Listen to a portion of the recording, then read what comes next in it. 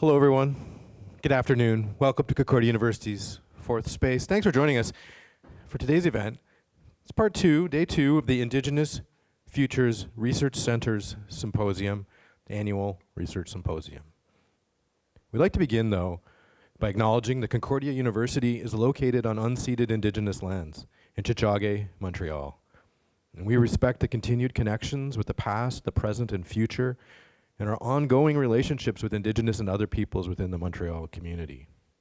Here at Forespace, we work with our university community to help mobilize knowledge. We co-create daily activities that examine research questions and projects, things happening across the university. Now, we're running today's event as a live stream both to Zoom and to YouTube, so anyone joining us there, your comments and questions are very important. Please add those into the chat. We'll do our best to read those out a little bit later. And those of you here joining us here in the space, just raise your hand and we'll bring a microphone around so that everyone can hear. Okay. With that, it's very much my pleasure to pass the microphone to our Associate Professor in Frameworks and Interventions in Indigenous Art Practices, Studio Arts, as well as the co-director of the Indigenous Futures Research Centre, Hannah Claus. Great to have you back. Over to you.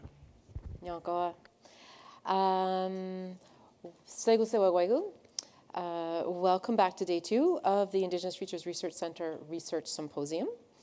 For those who weren't able to attend yesterday, all the panels were recorded, woohoo, and are available online at Forespace's YouTube channel. Eventually, they'll make their way over to the IFRC website. We want to welcome everyone who is joining us in person, as well as those joining us online. For a full schedule of the presentations and activities, you can visit our website, ifrc.ca, or the Instagram at Indigenous Futures RC. I guess I will mention, because, you know, that's like the last day. We've got, after our panel, we have a workshop happening that is done by Alicia Abera. And we have a keynote with Louellyn White, who is conservator, curator at the Musée des Beaux-Arts de Montréal, and was a postdoc at one point here at Concordia, hence the connection. And then we're hopping over to Daphne Arts Center, where y'all should come. It's going to be great. There's an exhibition by Jobina Patanakwat, and she's preparing a performance. She's launching into performance. And Emma Hassan-Kalperli, Wostokic artist who is in town from New Brunswick. And there will also be a feast. Indigenous caterers, always good. So that's what's happening. And here I've got three wonderful panelists. Yay. I'm going to do a quick run through with the bios. I've just been told in showing the bios to them, they want it to be shorter. So I'm going to pick and choose here. But beside me, we have Louellyn White, who is Mohawk from Akwesasne and grew up in the Mohawk Valley of Central New York. She completed a PhD in American Indian Studies from the University of Arizona, where she focused on Indigenous education and language revitalization. Her research and teaching interests include Indigenous identity formation and cultural resurgence, boarding residential school experiences and historical roots of contemporary ideologies towards language and culture, Indigenous language and cultural immersion influences on academic performance, and community participatory research. Okay, I didn't shorten that one too much. Kristy Snell, a Master of Education, MEd, specializing in Indigenous education from the University of British Columbia. Kristy has spent 14 years on CBC Radio Morning News as anchor and or editor for Montreal, Quebec, and has filled in as news anchor for The World This Hour with CBC television newscasts in 4 provinces and nationally on the CBC News Network. She's academic leader for the Institute of Inclusive, Investigative, and Innovative Journalism. Kristy's developed a long-term collaborative relationship between Concordia's Department of Journalism and Ganawagi Survival School to introduce journalism to Kanien'kehá:ka high school students. So this is what she'll be sharing with us today. And Dayna Danger, they, them pronouns, Two-Spirit, Indigiqueer, Métis, Soto, Polish, visual artist, hide tanner, beadworker, and who knew it, professor as well. Dayna was born in Saskatoon and raised on Treaty 1 territory. They explore various mediums in their artworks, including sculpture, photography, performance, and video. Dayna's art is an act of reclamation, for space and power over society's projections of sexuality and representation.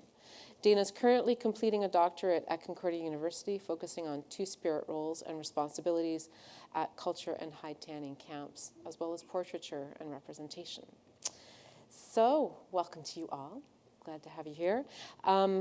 I guess I should say, well, I had a little bit of a bio introduction, but yes, I'm associate professor within Studio Arts, as well as co-director of the IFRC, and just thought it would be really great to talk a little bit about what's happening in these courses with all of these fantastic Indigenous profs, and what do we really mean by this decolonization versus indigenization of our school curricula and activities.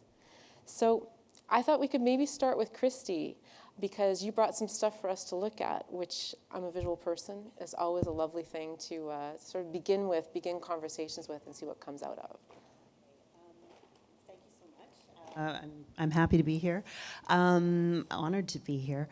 I guess I'll just start by talking about a project that we're doing within the Department of Journalism. And as you mentioned, it's a partnership with Kahnawake Survival School, which is in Kahnawake. And basically what it does is my journalism students, they're usually third-year students, work with students who are in grade 11 at KSS, we call it, so it's the KSS Newsroom Project. And they work together to produce stories about the community for CBC.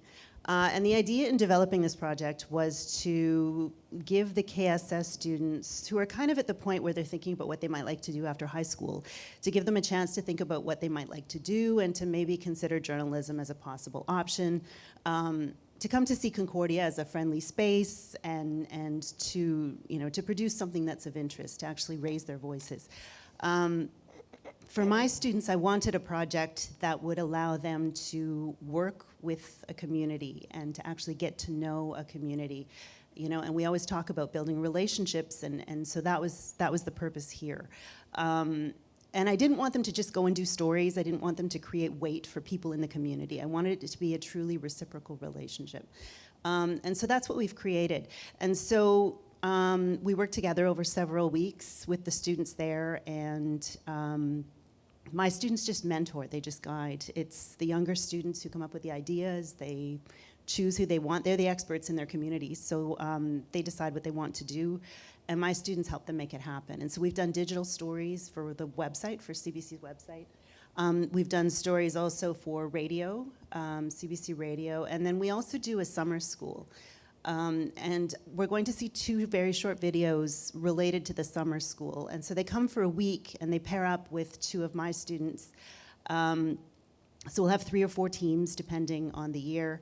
And then they produce a story for CBC television and streaming. So I'm going to just show quickly a little video where the KSS students, and all of these are recent graduates. They come to us right after they graduate. And we do this, and it's really fun. It's like summer camp for journalism. But I'll show a quick video where they talk about their stories, and then I'll show one of their stories. So if we could just roll the video, please. Okay. Got it. Okay, wait. Oh my God. Maybe I should see the line first. Concordia University Journalism Department, and we hope. And we've been working with students from, mentors. Okay. My name is Degoyande Takwadaibo. My name is Ranugo Tsurugo Abrera. We're all graduates from Kahnawake Survival School. And we've been working with mentors from Concordia's journalism department to bring you stories from our community. We hope you enjoy them.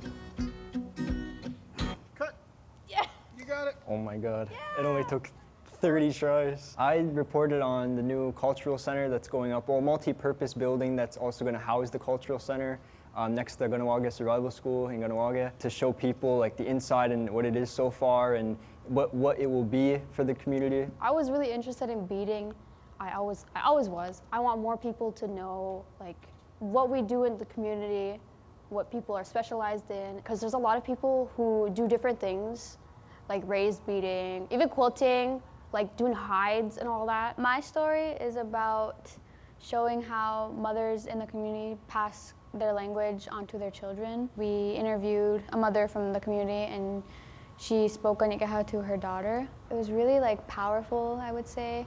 I really resonated with it personally because I have my own experiences with Ganikaha and growing up with it. It was fun, I would say. You know, it was interesting to like really get to live in the shoes of like a journalist. Actually seeing it finally done, it's kind of like, it's just awesome. I hope that people are inspired to either learn their native language or just continue to pass on language and work hard.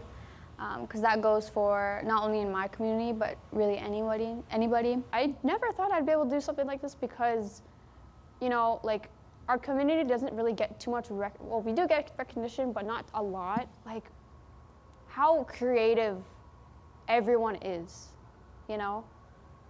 Just to see that and visualize it now that everyone can see it because it's going to be on CBC News.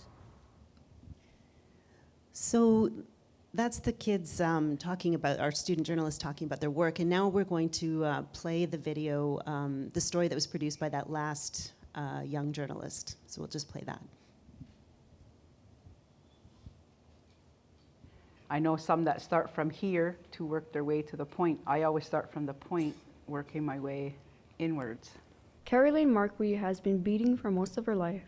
She says it's vital for the community because it proves that despite Canada's colonial history, Kanien'kehá:ka are still here.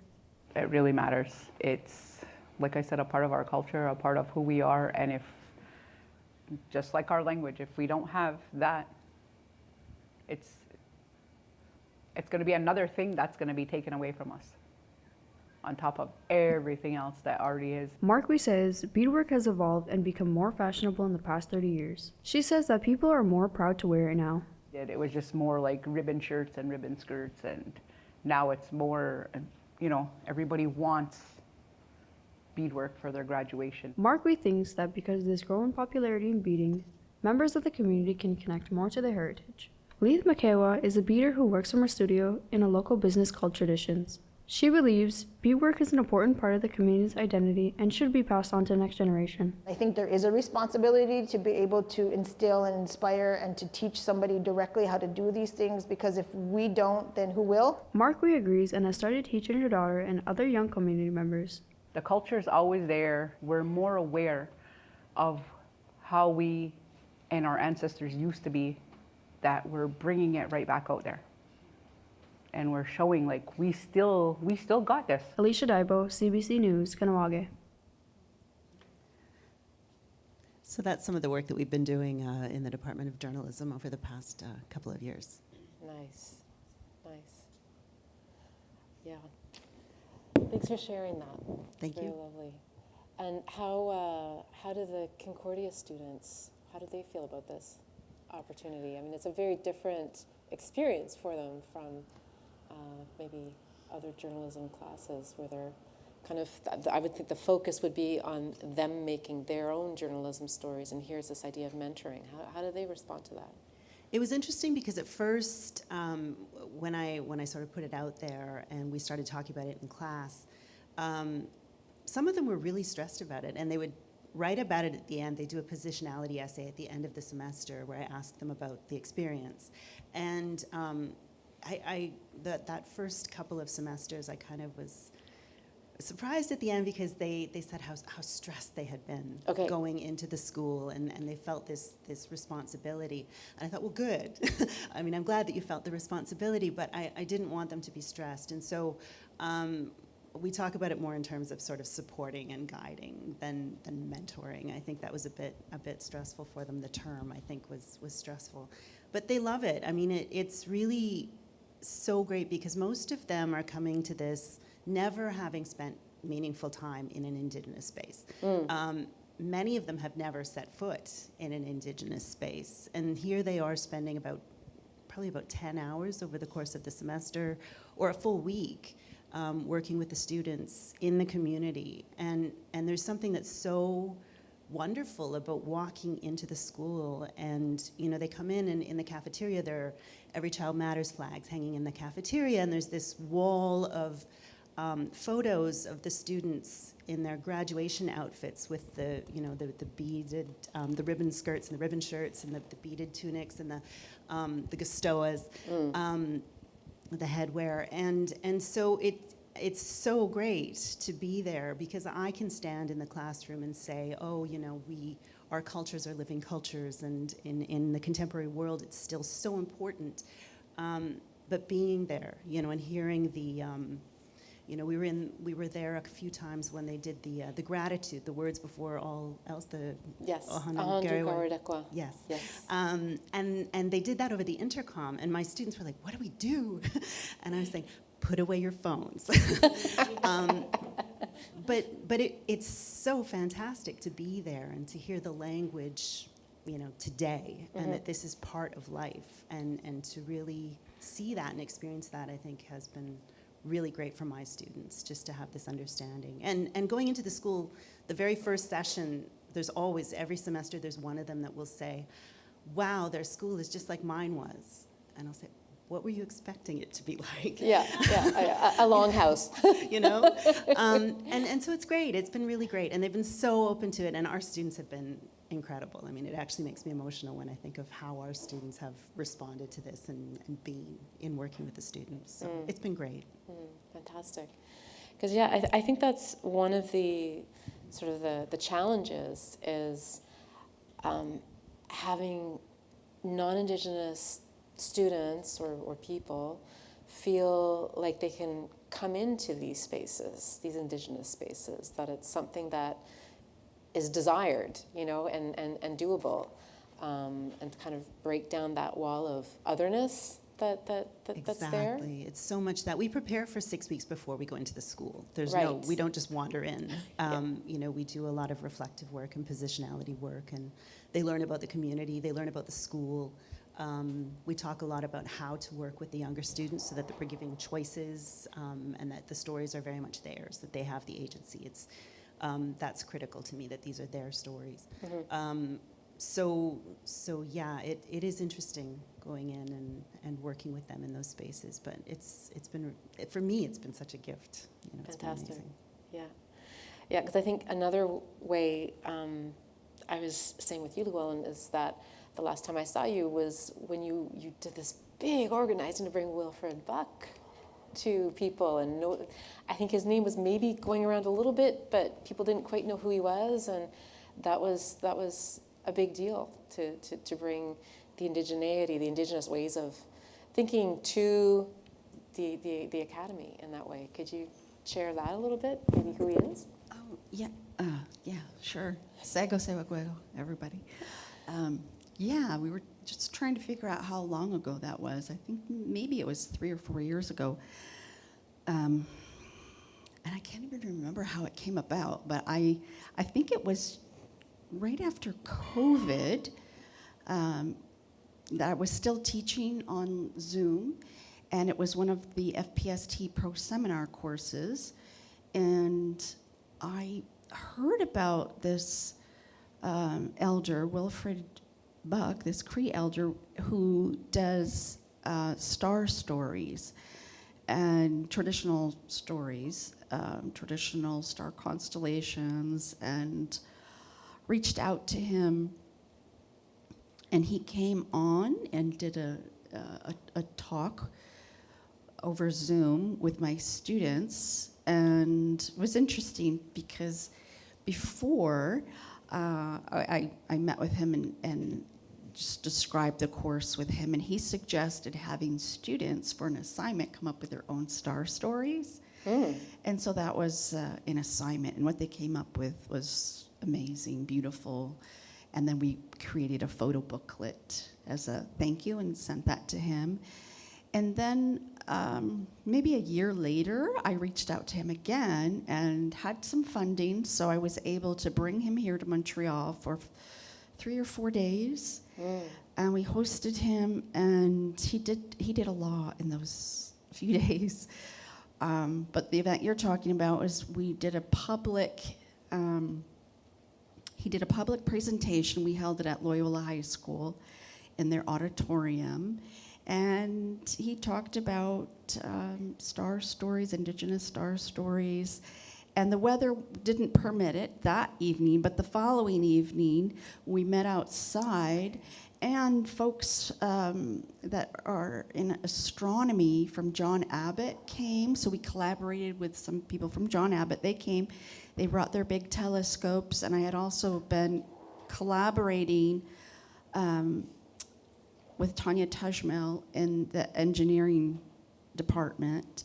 And we had some funding. We bought some telescopes, and there was a big group of people that met in the park right across from Loyola High School. And we were able, with his guidance, to look through the telescopes and see the stars. We were able to see the Pleiades cluster. And so it was really beautiful. And then he went to the Kahnawake Survival School and spent a half a day with the students there.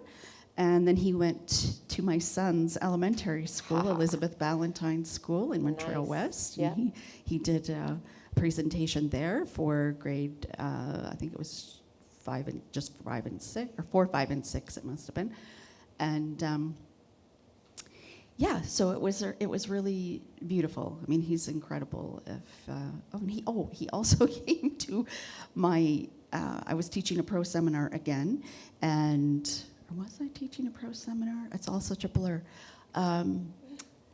No, this was the wilderness course, right? Yes, Alicia's shaking her head. Because you were in it, that's right. Yeah, so I was, it was part of the micro program, and I think at that time we were piloting with FPST, the Indigenous land-based program, right? Is that what we're calling it? And so he came out and spent a day with us out in the community of Kahnawake, where we were holding the course. So yeah, he spent a lot of time with us. It's pretty remarkable. Fantastic, fantastic. Yeah, I think I managed to go to the talk at Loyola, and I think it was just the way he spoke. It's a different relationship with, it's all about relationship with the stars and how they connect to the origin teachings for Cree and Sky Woman, who came down as being from the stars, as a very different native science versus Western science. Yeah, exactly. And I'll just add to that the first time that he came to my students via Zoom, it was during COVID, and students were, as everybody was, in this state of trauma, not really knowing what was going on in the world, what the future was going to hold. And when he came and spoke to students, and then they did their assignment, which they wrote their own star stories, and it was really incredible. And the feedback from students about that was that it was so helpful, and they felt so less isolated, because some people were under lockdown at that time. Yeah. But they went out and they actually looked at the stars, and then they investigated those students who were from outside of Canada, outside of North America, researched, investigated their own lineages, and came up with their own stories that represented their own lineages. And so it was really incredible on many levels. Yeah, I think it's that idea of making learning active and sort of the process-based, but sort of alive and real, not just sitting in a book somewhere, that I think is when it's doing its thing the best, And Dayna, it's very funny. Came in winter, boots, coat, hat, scarf, putting on my inside boots, and I'm like, there's something in there. What's going on? And I pull out this piece of brain tan hide. And this is when I wasn't sure if you're going to be here or not. And I'm like, I'm going to take that because Dayna's with me now, whether they are here or not. And then you're here. I manifested you. Thanks for coming in. Thank you for having me here, Miigwech. So would you like to share something about maybe one of your teaching ideas, how you feel that you maybe upset the Western norm and bring a little bit of Indigenous spice into the classroom? I love this Indigenous spice. Yes. This disruption. I don't know if, were you able to get my presentation or no? Yeah? We haven't seen it yet. I'm going to check. Okay, yeah. No, I just emailed it to Alicia, but I don't know if it got in there. It was super last minute, of course. That's Like okay. that's my style, which is also very much like decolonial. No, I'm just kidding. That's just an excuse. Well, I can bring Yeah. this round to sort of general questions, and when your presentation is ready, we can move to that. Yeah, That'd be let's great. do that. Yeah. Yeah. So I've got some questions here. Each of you teaches within disciplines that come with their own pedagogical traditions. Are there moments in your teaching when you felt called to teach differently, drawing on Indigenous knowledges or community-based practices? I think that's kind of what we've been talking about. Okay. Yeah. I think that's just like inherently how we as Indigenous people move through these institutions. And if you've been in the institution for a while, you know, you probably have a lot of experience with coming up against things that, whether you're as a student or as a professor, there's certain things that you come up against that you're like, oh, this is not the way that I would necessarily like want to do things, but this is kind of the standard. So how do you kind of push back against this like standard of like academic excellence? And how does sometimes the ways in, you know, which we, like something that's very simple as like just being in a classroom for the whole semester. Whereas when I teach, I make sure that it's very much like it's in the classroom, but I also do visits. Like I want to get out of the classroom as well and actually experience things, because based on my bachelor's experience, I never even went to an art show for my whole fine art degree. I wasn't connected to the artist-run centers. And I felt like that was such a missed opportunity for a lot of young students. Like, why not get them into that right away? And rather than feeling like, okay, now I'm an artist, you know, I have my Bachelor of F.all, you know, like I have it now, so like, what do I do? Or how do I make those connections in community? And especially from an institutional standpoint, like unless those relationships are already developed by the institution, you know, they won't exist. So I feel like that's the, as Indigenous professors, we have that one up because we know relationality. It's baked into everything that we do, that it's all about relationships. And so making those so that they're, you know, so that isn't just like academic education, there's like real world experience. Like how are you going to actually apply the things that you learn, or what can that actually look like? Yeah, you connect know? them and make them active. Experience active. Yeah, I think that's interesting. Because we do come up against that often, this idea of excellence and innovation. And I'm wondering if you could think of keywords that could be what you use as keywords as an Indigenous instructor. What would be the important points for you? I think we've come up with relationship, perhaps one. Kindness is one very much within my class. That's the thing. I teach two classes. I teach a radio newsroom, which is very, very fast, and it's probably one of the most stressful classes we teach here at Concordia, and they have to put together a newscast in 3 hours. Okay. It's terrifying. And so that is all about, you know, quick, go, land the jet. The other class I teach is the Decolonizing Journalism, Indigenous Journalism class with the KSS project. That one's all about slowing down. And the evaluation in that class is not, I struggled with this because they were coming in and talking about their own stories and talking about their own experiences and things like that. And so much of it is about relationship and relating to the material. And so I struggled a lot with the evaluation. And so basically with the KSS project, they're not evaluated on the product. They're not evaluated on what they create. They're evaluated on the relationship that they have with the students. And so it's pass-fail. And so it's, right. Are you engaged? Are you kind? Are you supportive? And that's what it is. And if you are, you get 100%. Right. But that's it. And so kindness, I think, is huge for mine. Empathy and kindness. Mm-hmm. What do you think, Louellyn? Well, I would say respect. I would say safety, cultural safety in the classroom. But I also want to back up a little bit and say that I started my PhD about 25 years ago, and it was in American Indian Studies. But it was fairly new field. It still is, really, fairly new.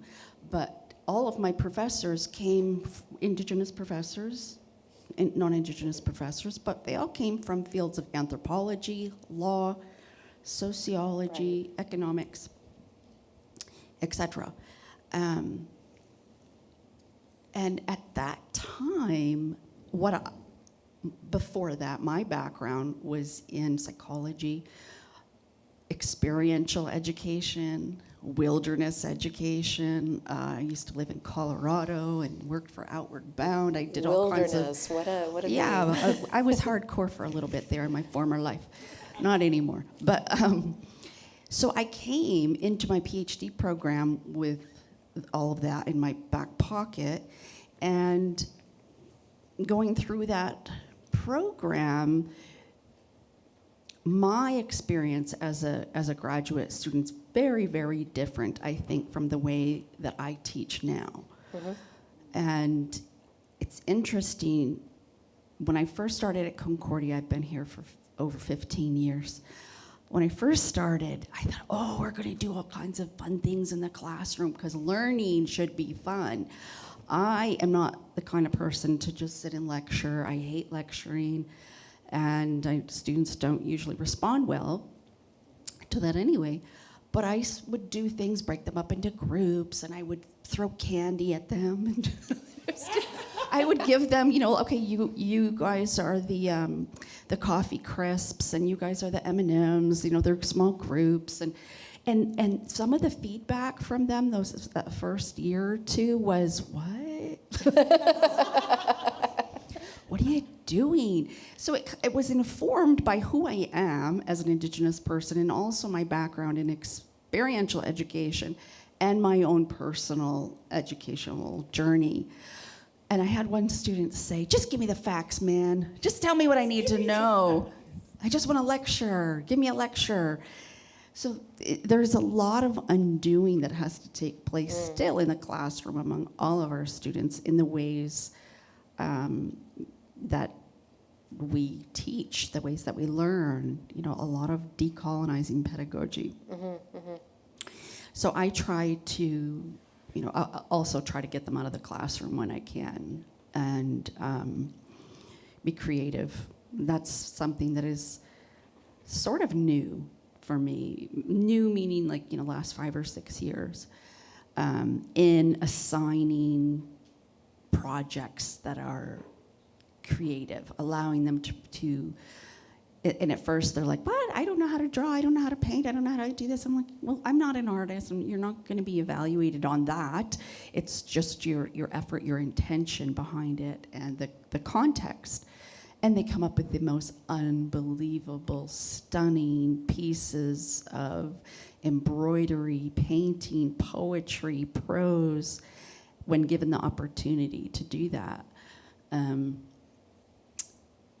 So that kind of goes beyond your question. No, but you know what? It just reminds me. It reminds me of I was sessional teaching for the longest time, and one of the gigs I had was at McGill, and I came in. It was funny. It's a combined class of art history and communications, sort of Canadian studies. So, two different sort of approaches together in one department. So in this class, it was a combined class, and I don't like 20-page research papers. I don't want to read them. I don't want to grade them. And I was big on bringing people in, and so I brought in an artist friend, Scott Benessine-Bandon, and he did an artist talk. And I said, your job, your assignment will be to write a response paper on the artist talk. So the response paper, as we know, is written in the first person.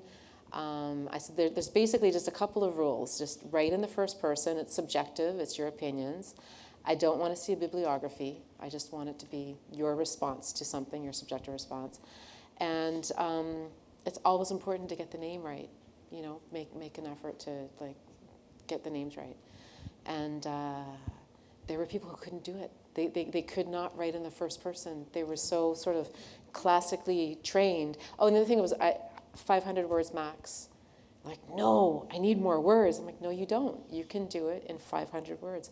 And they were really, but that was like my first time really coming up against this kind of academia like training that had just been inground in people, that it had to be a certain way, and for me to like challenge that way of doing just like blew their academic methodology, whatever. It was not my methodology, you know? So something sort of as basic as that can be a challenge. And that was, 10, 12 years ago. So yeah, it's the challenge is real at times, and not in places you think it'll be necessarily, like, draw me something. It's okay. Yeah. Have a Mars bar. I always encourage food in the classroom. Shh, don't tell anybody. Sure. What class are you teaching next? Not that I need any more credits, but you said coffee crisp, and I was like, where?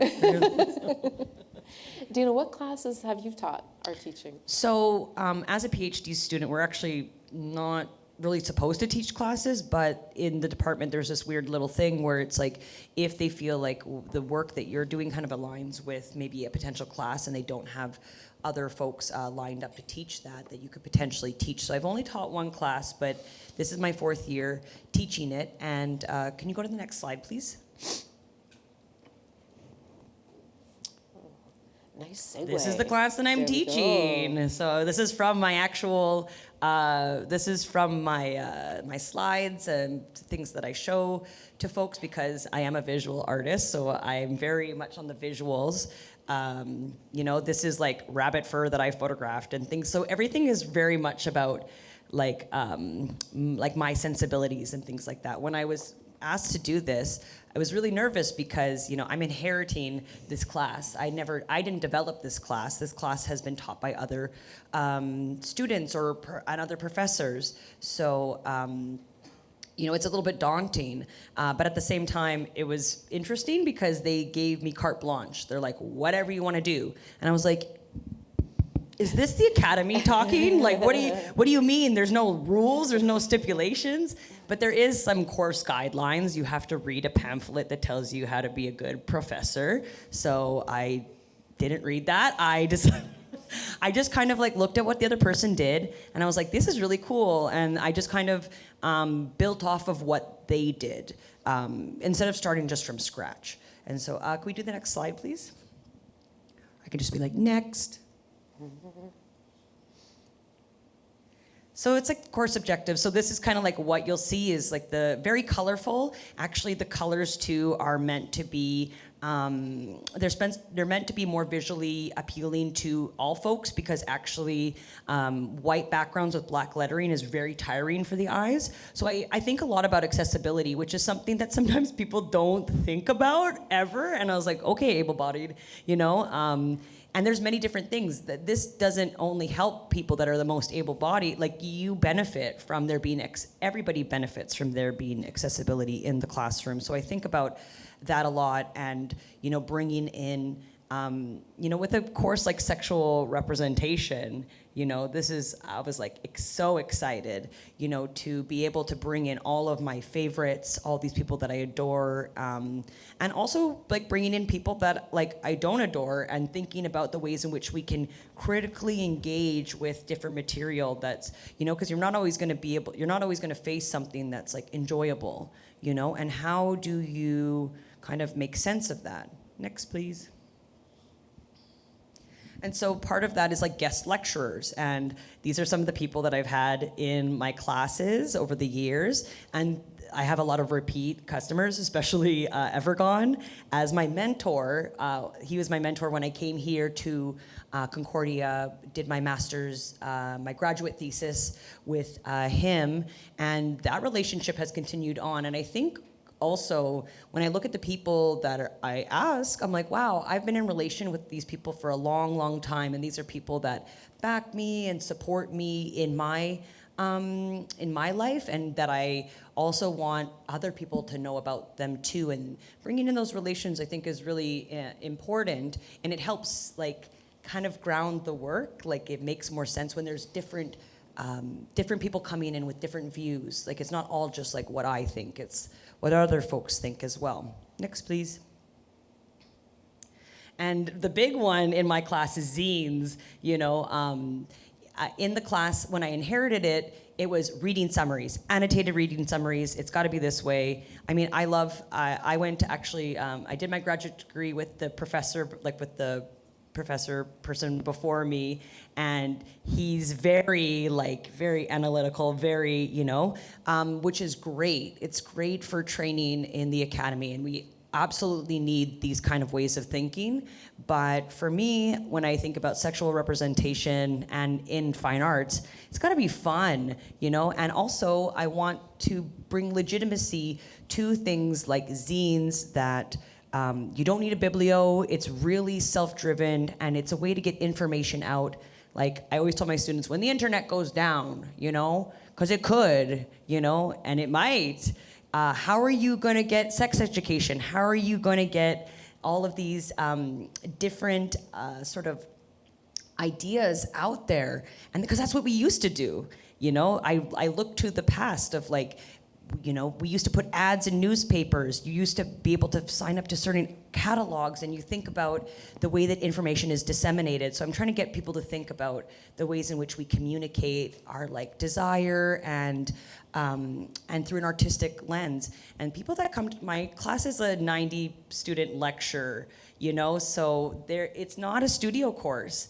But I feel like for me it was super important that I brought in those elements, because I wanted other students too that had never maybe been in a fine arts course, because I get a lot of I didn't realize, I thought it was all fine arts students. No, I got linguistics and communications and biology, like, which also, yeah, of course, like, those things are all connected.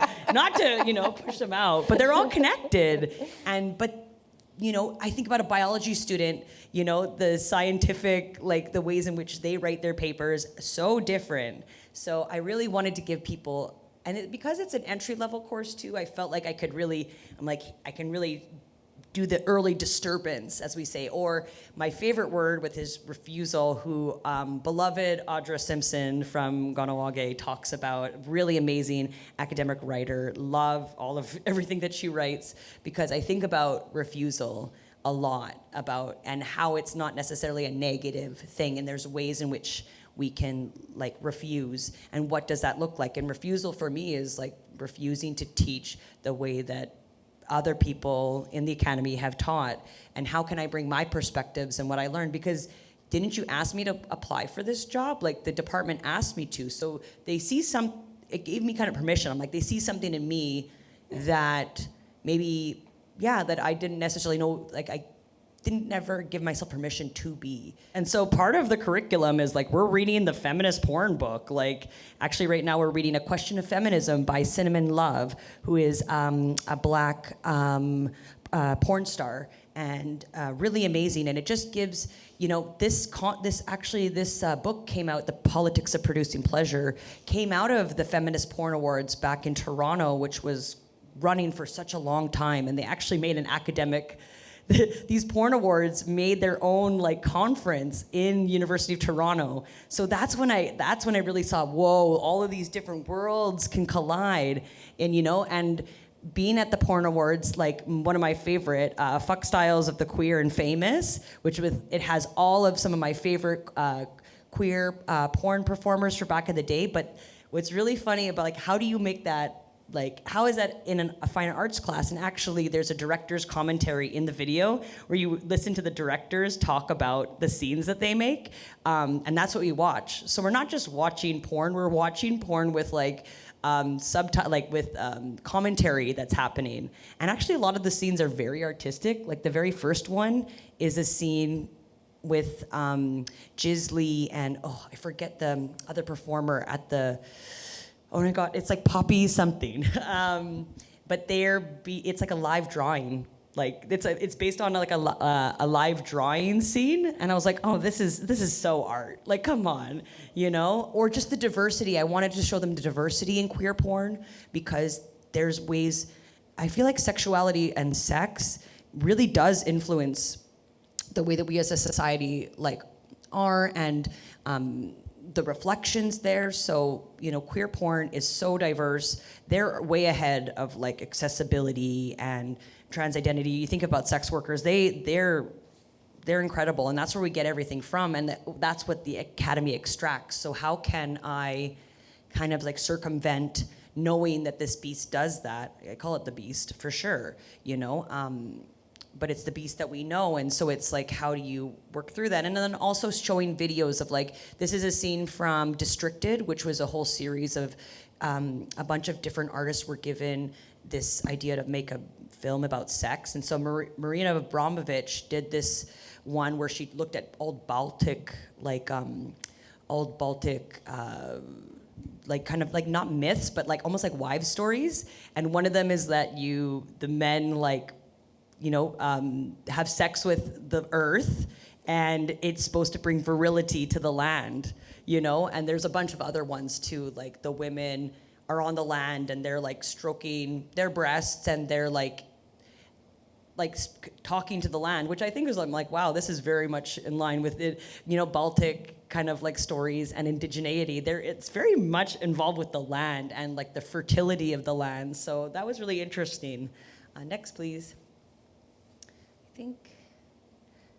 Yeah, and then like this is, say, one of the students that I had was so inspired by Evergon's kind of like cutout work, like collage.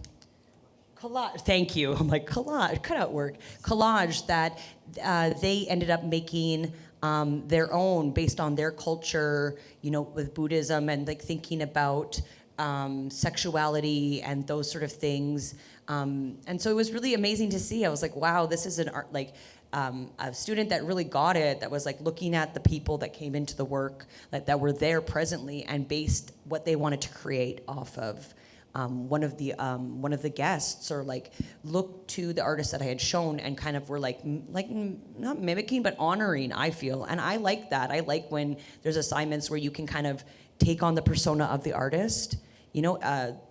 This is supposed to be a kind of a safe place to be able to push those lines of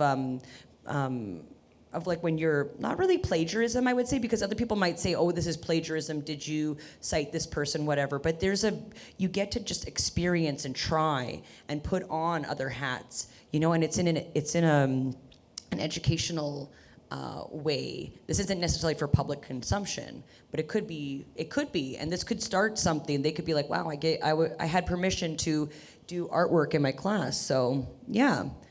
But yeah, so there's like certain things that I do in my class to decolonize. I mean, we talk a lot in the first class about territorial acknowledgement, or how I acknowledge it, and as a Métis person from Treaty 1 territory, coming here, being uninvited, I use a lot of that language because I want people to actually talk about and know where they come from and where they're going and who's there before them. I think it's really important to know, especially if you're here studying at Concordia, you should know about 1990 Oka crisis. You should know about all these things that really have shaped this landscape, and the Indigenous presence that has shaped this, and that there's, even though coming from a place like Winnipeg, like where everyone's very visible, here it's there's not a lot of visible indigeneity on the streets. So, but it's very much here. So yeah, that's part of the research, which my friend Alex kind of talks about this, which I really like, this raccoon methodology, which is just like you have a big pile of shit and you're just like going through everything, trying to find those little morsels, which is kind of honestly, like, yeah, I get it, and it's very much in line with, I love it because the raccoon is such a cultural icon here in Montreal, like we have to put respect on the raccoon, you know what I mean? And I get it, like that's kind of like how I feel. I like roll out of the dumpster and I'm like, okay, what am I gonna do today? And try to figure it out, And I think that's like what I would love to imbue on the students is kind of like different ways of doing methodologies, and that you can create your own methodology too, that you have the ability to create everything that you have the ability to create that, because that's all these theories that you're learning were created by other people. So it's just kind of inspiring that and trying to put the power back into the student. Also, we do a lot of like free writing. I put on the binaural beats in the morning because my class is at 8:45 in the morning, and That's rough. like, why do they do this to me? They're doing this to me. They're torturing me on purpose. I told them. I've like advocated so many times with them, but it's when the class is available. So how do you get people to be engaged even in the morning? And so what we do is we free write. I put up art, we look at it, and we write about it. And somehow, I don't know, it's just like, make it fun, make it pleasurable in a way. I mean, for me, especially because it's a sexual representation class, I really want to lean heavy on the desired center and the pleasure centered, because that's what when you look at this art, that's what it's supposed to evoke. And that it's okay to feel those things. You can feel pleasure in the academy, which is like, what? I am still up for debate. I know. But it can exist even for but a moment. Anyways, I'll stop there. Yeah. Thanks, Dayna. How about we have sort of one final question for each of you. If you could think about what this is, this idea of transformation. Because I was thinking of what you said, your class, you've been doing it for 4 years, and how you started sort of with a certain way at the beginning, and think about how it's evolving. What does transformation look like to you, not only for students, but for the institution? And what remains necessary for that shift to continue? Is that too big a thing? Well, how about just future thinking, forward thinking? Well, you know what I say to my students all the time, especially Indigenous students who come and have a difficult time being in a Western colonial institution, and then they're here for a while, and they push back and fighting, and I tell them that we can do that, but we can't exhaust ourselves. We can't do that at the expense of our own well-being and mental health, physical health, emotional health, because it does take a toll when you're constantly fighting battles, and that happens. And I've done that a lot in academia. And not just to students. And yes. So I remind them that this is a colonial institution, and you chose to come here. We together can try to do what we can, but we have to have our own space for ourselves and protect that. Otherwise, we will burn out completely. Sounds good. Kristy? That's a hard question. Back to you. I think in terms of the future, I would just like to see greater understanding. I did a research paper where we looked at Indigenous students' experiences in their journalism programs across the country. And we asked them, what would you change, or what would you make better? And almost 40% spontaneously talked about a lack of cultural awareness among faculty and students in their programs. And I think that's one thing that's key in the future, and is this awareness and this understanding, and really working to ensure that we are creating a safe space for Indigenous students coming in. With the project that I'm doing, my dream is that we'll see some of these students coming into our program, but also that our program will be ready to welcome them and make them feel valued for who they are and for what they bring, which is such a gift to journalism. And so I think that's what I would really like to see, is just that awareness and that understanding, and that embracing of everybody for who they are when they come into the programs.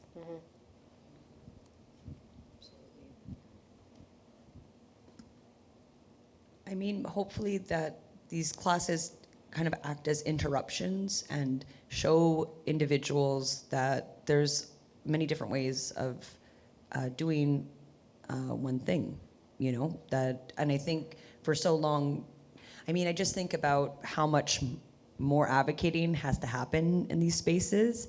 I think about in programs, just even recently I was talking to my partner about, us, the electroacoustics program, and just like how far behind they are on like gender understanding. But like even professors will they'll like, because they do teach about, there's a lot of like amazing transgender kind of like composers and sound engineers that have existed out there even since the 70s, but a lot of professors can't even get the pronouns right. They misgender the people all the time. And I just think about what kind of environment that creates for other queer, non-binary, and trans students just there. And I think about that too with, in other classrooms, it's all about, for the professor, really their own self-awareness and how much they're educating themselves. And I think sometimes when you're not from certain communities, it's sometimes, you have lots of blind spots. We all have blind spots. But that would be something I would like to see more, is like more onboarding education. Because if we have a sexual awareness module that we have to do every time we teach, right, which I think is actually, like, I'm all for it. I worked at the Center for Gender Advocacy, and they were really instrumental in bringing SARC to the university. Like, I think the only other university with a kind of like a sexual violence like center that if you had been assaulted and things like that, they give you all this information and that they can help you file things, and they do a lot to assist. That's not standard in universities. I think Carleton was one of the first universities to be able to do that, and now it's Concordia. I'm sure there are others out there, but I don't really hear about them. So I feel like there's still so much more to do, but ultimately it depends on the finances of the university. It's like, not that they're not willing, it's like, can they afford to pay for this, and there's already a standard that's in place. So why would we need to add more to it? But we know why. So I feel like it's just what I've learned throughout the years is it's progress. You could already be 100 years ahead of everybody, but that doesn't mean that these institutions, it merely makes you realize that these are like the ivory tower was, because it's not moving like it does. It's really hard to push and move, and it takes lots of people. One person alone cannot do it, is what I realize. And I really want to thank all of the individuals and like the ancestors before us that were in these institutions struggling on that struggle bus before that have paved the way so that I can be here right now talking to y'all. Mm-hmm. Yeah, I think that was one of my points when I got the position at Concordia. Part of the reason I was so happy is knowing the work that's been done before I came on board, that you've been here, Jason's been here. It has a certain amount of infrastructure, Indigenous infrastructure and support that was already in place, and I wouldn't be like the one lone hire that is supposed to try and make this happen, which does still happen at universities in Montreal, I'm going to say, and elsewhere. Mm-hmm. So, there's more work to do. There's always more work to do, but yes, yeah, definitely. Yeah, when I started here in 2010, I was part of... I'm old, Dayna. I came here 2 years after, but I know that it's like 2010s. It was like the belly of the beast. Like, there was nothing. Yeah, I was like one of two students. And I was one of two faculty starting the FPST program. Oh, and then damn. After a while, I was the only one in FPST. Yeah. So and Jason Lewis, bless his heart, I haven't seen him in a long time, but he really was a great mentor to me. He's in in the Hawaii beginning. right now doing okay, so, I bet. So I said, Jason, can I just be one of your students? I don't want to be a professor. But yeah, so it was very, very, very challenging in the beginning, and then slowly I was part of the Indigenous Leadership Direction, whatever we were called, something different back then. But our first group meeting, and then the strategic plan. I think that's the last time I was in fourth space. It was when we presented the strategic plan, and then Minot came back. I was here when Minot was part of the Native Student Center in the beginning, and so there's a progress. And I think that you're right, Dayna. It's like we need to do work together, but it's also what we can do, and as you know, individuals with our students and our courses, and you know, fortunately within, I feel like, you know, I'm jealous of your work and your work. You're in journalism, you're in art, and it sounds like amazing and so much fun. And you know, mine is probably a little more traditionally academic, but within FPST, we do have that leeway. Well, I take it anyway. I don't know if we do or not, but I usually do what I want. Very well.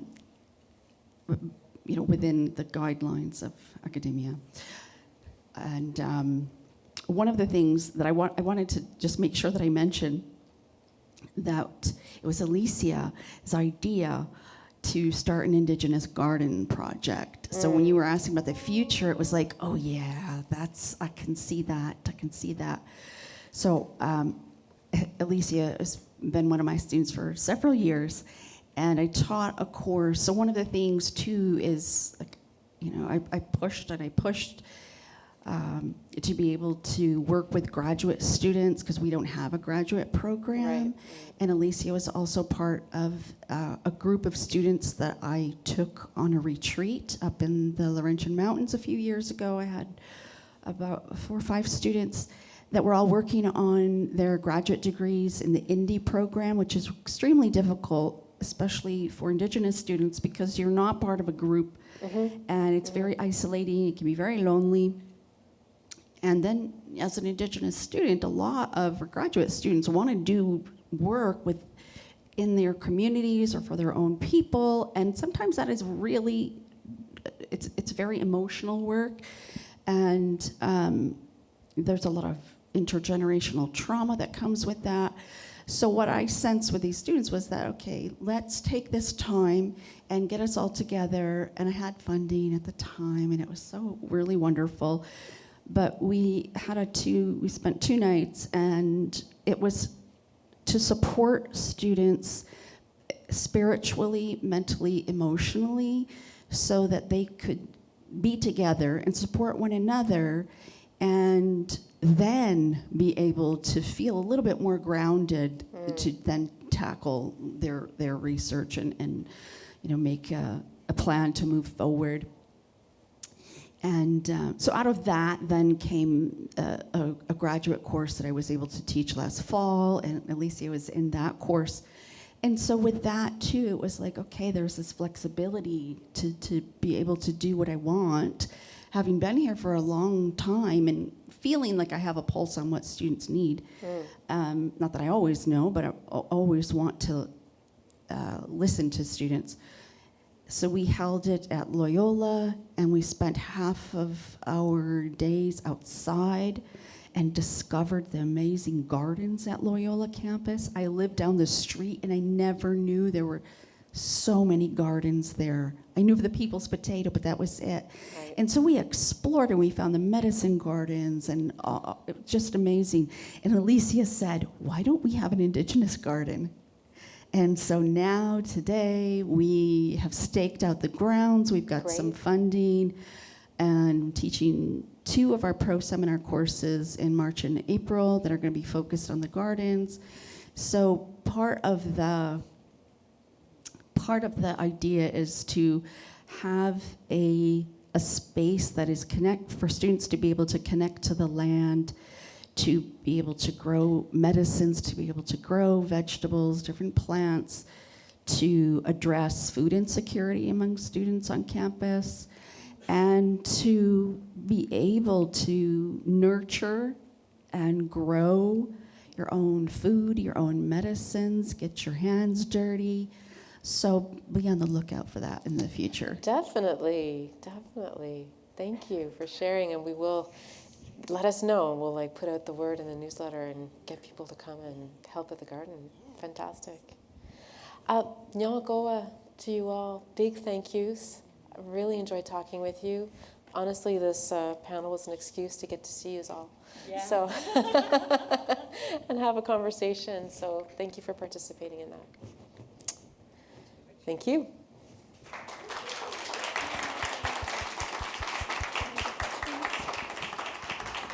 Thank you, Hannah. Thanks everyone for coming in. Yeah, we'll be closing up the Zoom and the live stream now. Actually, we'll keep the Zoom running.